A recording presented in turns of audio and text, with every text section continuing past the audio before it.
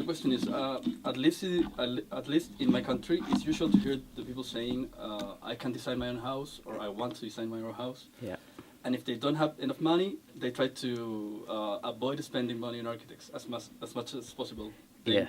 This makes sense to you? Yeah, maybe. Yeah, it does make extra sense to me, or in the sense that I understand the spirit of it because I'm from India, and Yeah. it's a similar conception of what architects do, as though that architects are only adding, like kind of making things beautiful. But so there is that fundamental misconception, I think, of as to what architects actually do and what they're perceived as doing.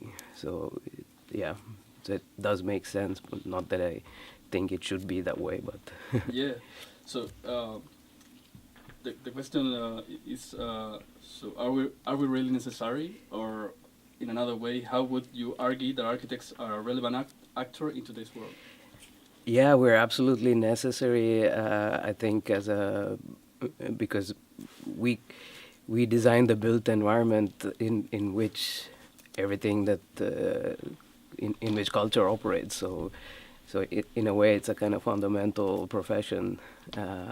So I think the way we should begin to address the perception of architecture as a profession, and also consider more social aspects of building, and kind of communicate that, because architecture is kind of perceived as an art for most part, but like the fact that it's also a social science is under perceived, and so maybe we should communicate that aspect of our work a bit more. Yeah.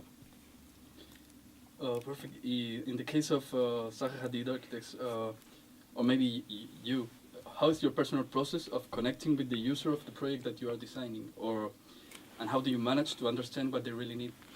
Yeah, so like with the same process by which we understand the physical world, we also apply similar processes to understand the social logic of building.